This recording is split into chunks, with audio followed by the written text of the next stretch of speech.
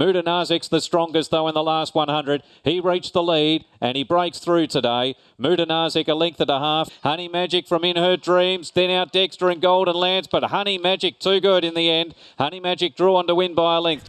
Yeah, really great result with those two horses winning up at Avoca. Both of them needed to win. We were very confident going into the races and both horses performed really well. Mutanaaseq, you know, he probably could have won any of 3 or 4 races previously, but he got the right run and cards fell his way finally. Probably just keep stepping him up now to get him over a staying trip. He's been placed over 2,400 metres, I suppose, that horse, so keep stepping him up, see how we go. Honey Magic, she worked great through the week, and I just thought that race would map out perfectly for her, and that's how it sort of went. So she landed sort of outside the leader and had the gun run, and she had the sort of hardest horse to beat, sort of in her sights the whole way, and ran past it up the straight, so which is good. So good result for both horses. Well done to the connections.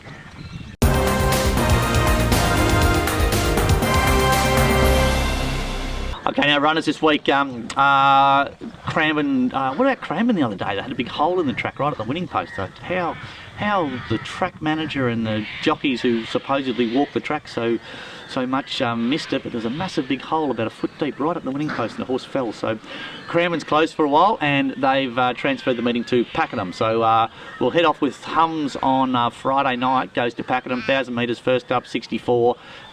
He's going pretty well, that horse. He's a well above average horse. He's probably dead stiff not to win another 2 races last time in. So first up, he had a nice little jump out here at the farm last week, and I thought he went up like a rocket. So he's ready to go first up, so he'll have his first up run on Friday at Pakenham.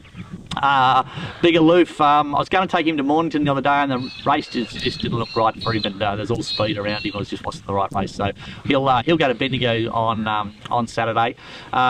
He races really well at Sandown, this horse, and the start at the 1,100 metre start at Bendigo is very, very similar to the Sandown start, where you come down a big chute and you just sort of dog leg left. So we'll have a crack at that there. Hopefully there's a heap of speed in the racing. You sort of sit back running 3rd or 4th. Taking the blinkers off him to try and just get him to relax a little bit. He's one of these horses whose 1,000 metre form's very good, where he sits up really handy and travels well and gives a good kick, but when you go to the 11 and 1,200 in good company, he just sort of struggles a bit. So just taking the blinkers off him, can try and ride him with a little bit of cover and see how we go.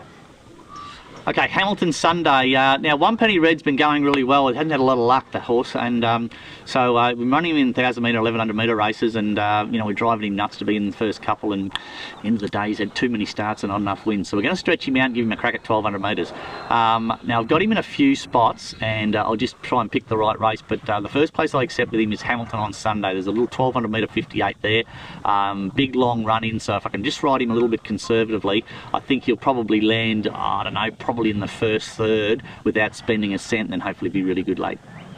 Okay, the powers that be have brought the Mildura meeting back to Swan Hill to make it a bit closer to Melbourne, so it gives access to more trainers, so that's good, because when you go to Mildura, you've actually got to go overnight, so with the restrictions on at the moment, they don't want anybody doing that. So changes a few things. So at Swan Hill, I'll take Sistine Avenue up to a 975 maiden now. His 1,000 metre form's good, his 1,100 metre form's terrible, so 975, hopefully it's fantastic. So we'll give him a crack up there, and that'll be his go. Mr. Mofeed, 1,000 metre Scream. I took him to town the other day and was just completely outclassed. So he'll go back up to a little country race. Once again, the 975 should really suit him in a 975 58. And Honey Magic won really well the other day in a benchmark 58 1300, and there's the exact same race. So I'll do a little bit of work with her on Saturday morning. If she works up nice and strong, she can back up there and go to Swan Hill on Monday. Tuesday, Mornington, Big Diamond Luke, he drew an average gate the other day and we sort of rode him back, and he's sort of in a race that was just really dominated by on-speed horses. He worked home okay, but just the pattern of the race, he was never ever going to make that sort of ground up, big staying horse. With a few of the restrictions on at the moment, we don't know how long we're going to be racing for, so we're just going to not muck around and jump straight to the 2,000 metres. So there's a big 2,000 metre maiden at Mornington on Tuesday. Sandown Wednesday. Now, a couple of horses will go around there.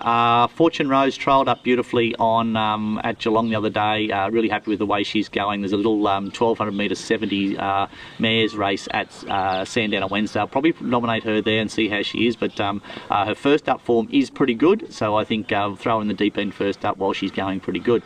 Minyinga, I've also got her and just really struggling to find a race for her, so I might just sort of keep her on the fresh side, and we might take her to a 1200 metre 70 there as well. She might, just with the weight sort of set up, she might have to run against the boys again, but I'm really trying to find a mare's race for her, but there's just nothing for her at all. And with the restrictions, we don't know how long we're going to be racing for, so she might just have to go round at Sandown on Wednesday. Yeah, okay, well now with the coronavirus, everything's sort of in a bit of limbo at the moment, isn't it?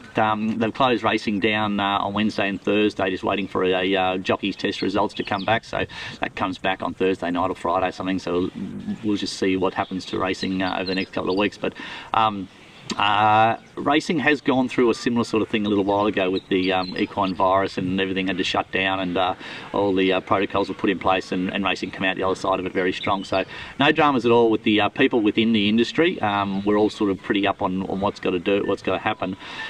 Here at Emsley Lodge, we're in a very fortunate situation that we can self-isolate very quickly. It was really interesting actually when we had to do this, how easy it is to sort of keep staff apart. We have one person saddling, one person riding, one person hosing horses, one person putting them on the walker, one person treadmilling, that sort of stuff. So we the actual day-to-day routine isn't all that upset. We're in a very fortunate situation here that because we can keep working our horses in the isolated, that everything can just keep ticking over. So if they do happen to close racing down, we can continue to work the horses and keep them up to the mark, so that if racing does get back, I don't know how long, if they give us, if they close it down for a month or 6 weeks or 2 months or 2 weeks, I don't know. We're in a very good situation that we can keep the horses up to the mark, keep them fit, so when racing does come back, we can have the horses up and going, ready to go. Even our young horses, we can have jump outs and everything here. The people training on the training complexes are a little bit different to that. All the Caulfield and Flemington and even in Geelong, where there's a lot of people around, and they're going to be very, very restricted to how they can train their horses. So very trying times, and hopefully we come out the other side of it in a good state. But as I said, racing has been through this similar sort of thing not all that long ago with the equine virus, and it sort of was a little bit of an upsetting time, but coming out of it the other side pretty strong. Till next week, see you later. Just give you a heads up on what's happening here at Emsley Lodge. Well, hang on, no, start that again.